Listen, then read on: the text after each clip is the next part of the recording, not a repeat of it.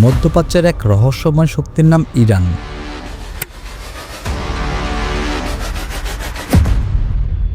আপনি হয়তো ভাবছেন, কেন আমেরিকা বা ইসরায়েলের মতো পরাশক্তিগুলো ইরানকে সরাসরি আক্রমণ করতে ভয় পায়।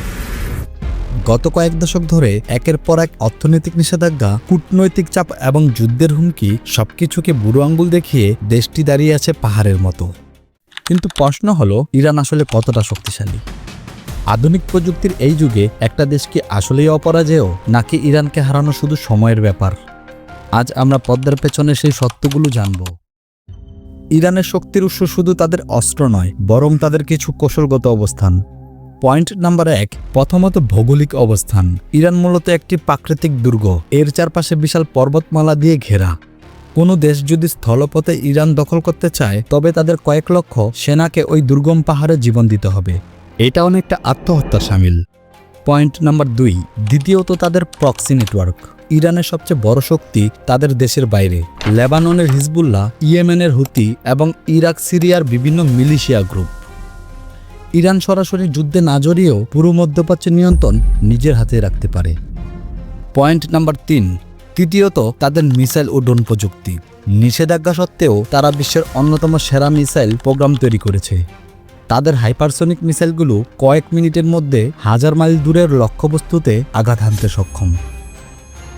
পয়েন্ট নাম্বার 4, চতুর্থ এবং সবচেয়ে বড় অস্ত্র হরমুজ প্রণালী। বিশ্বের মোট তেলের প্রায় 20% এই সরু জলপথ দিয়ে যায়। ইরান শুধু এই পথটি বন্ধ করে দিলেই সারা বিশ্বের অর্থনীতি ধসে পড়বে। এটাই তাদের সবচেয়ে বড় ট্রাম্প কার্ড।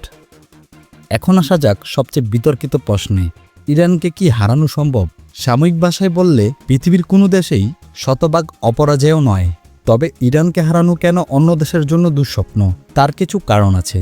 আমেরিকা বা পশ্চিমা শক্তিগুলো জানে, ইরাক বা আফগানিস্তানে যা হয়েছে, ইরানে তার চেয়ে 100 গুণ বেশি ভয়াবহ পরিস্থিতি হবে। এইটি কোনো সাধারণ যুদ্ধ হবে না, বরং পুরো মধ্যপ্রাচ্যকে আগুনের কুণ্ডলিতে পরিণত করবে। সাথে আছে তাদের পারমাণবিক সক্ষমতা। যদিও ইরান সরাসরি স্বীকার করে না, কিন্তু অনেকেই মনে করেন তারা পারমাণবিক অস্ত্র তৈরিতে দোরগোড়ায়। আর একটি পারমাণবিক শক্তিধর দেশের সাথে সরাসরি যুদ্ধে যাওয়া মানে হলো বিশ্ব ধ্বংসের আমন্ত্রণ। তবে মুদ্রার উল্টো পিঠও আছে। বছরের পর বছর নিষেধাজ্ঞার কারণে ইরানের সাধারণ মানুষ অর্থনৈতিক সংকটে ভুগছে। অভ্যন্তরীণ অস্থিরতা আর মুদ্রাস্ফীতি তাদের বড় দুর্বলতা। বাইরে থেকে ইরানকে হারানো কঠিন হলেও ভেতর থেকে দেশটি কতদিন এই চাপ নিতে পারবে, সেটাই বড় প্রশ্ন। পরিশেষে বলা যাক, ইরানকে হারানো হয়তো অসম্ভব নয়, কিন্তু সে জয়ের মূল্য হবে আকাশচুম্বী, যা হয়তো বর্তমান বিশ্ব অর্থনীতি বা কোনো দেশই বহন করতে পারবে না। ইরান তাই এখন শুধু একটা দেশ নয়, বরং এক জটিল সমীকরণের নাম। ভিডিওটি ভালো লেগে থাকলে শেয়ার করুন এবং এই ধরনের আরও ভিডিও পেতে আমাদের সাথেই থাকুন। চমক ফ্যাক্ট।